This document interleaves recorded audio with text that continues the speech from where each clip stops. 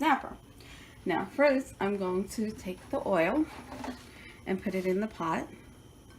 I already have the fire on, so the oil is not going to be too hot.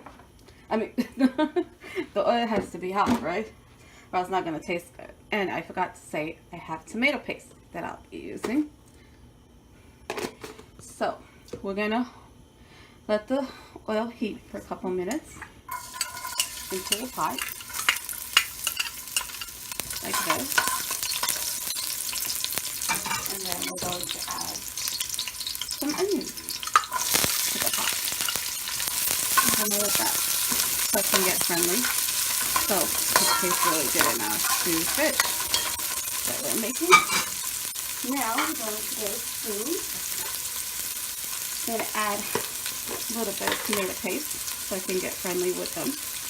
Onions and garlic. About a spoon is good. Spoon and a half. Good.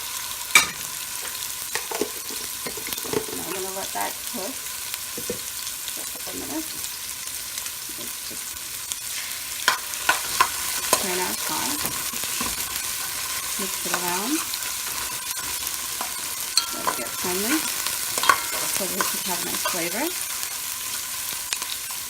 Okay. Now we're going to add some tomatoes.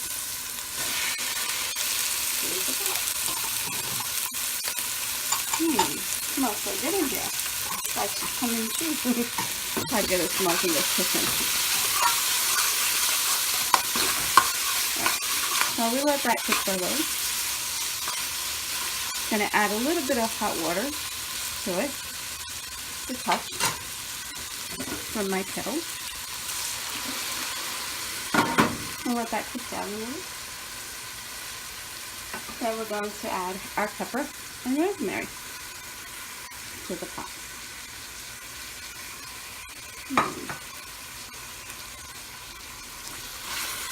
Rosemary makes the fish have a nice flavor. So, if you want to cook it, you could also put some thyme, but I didn't have time today. So, I'm going to add the rosemary, which I did, which will give it a nice flavor. Now, when we're making stewed fish, stew snapper, I like to add potatoes in my snapper. So I'm going to add the potatoes in. Going to add some salt. You could add how much salt you want in it. And then I'm going to add some pepper. Same thing, just eyeball whatever you like for your tasting. And then I'm going to mix it together and let it cook. Let the flavors go in to the pot. Now, we're going to add a little bit of hot water to the pot to let it cook the potatoes.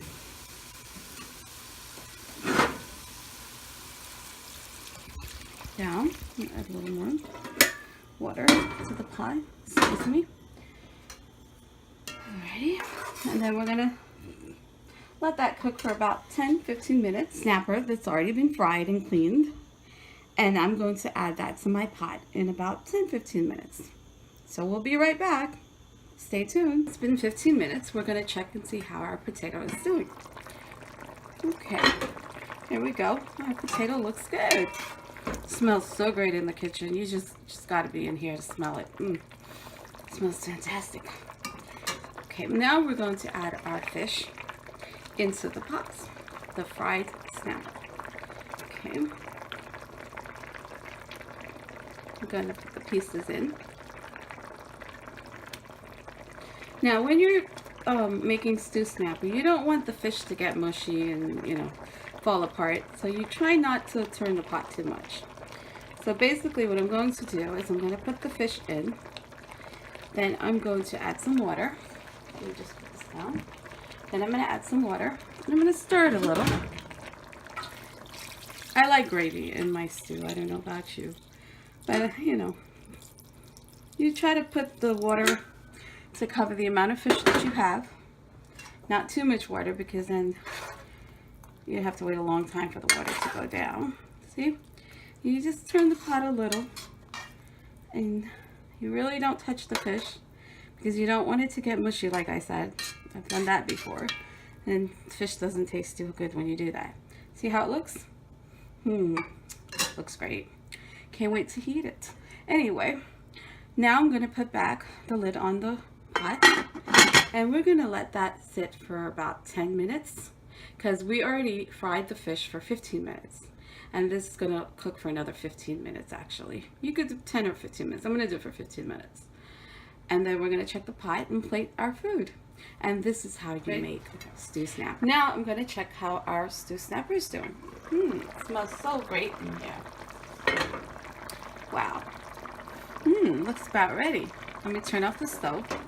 Now I'm going to add my scallions on top.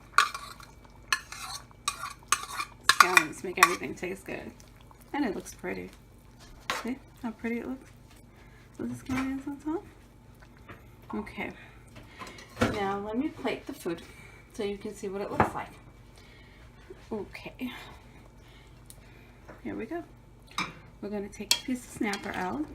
See how nice the snapper looks? Gonna add some.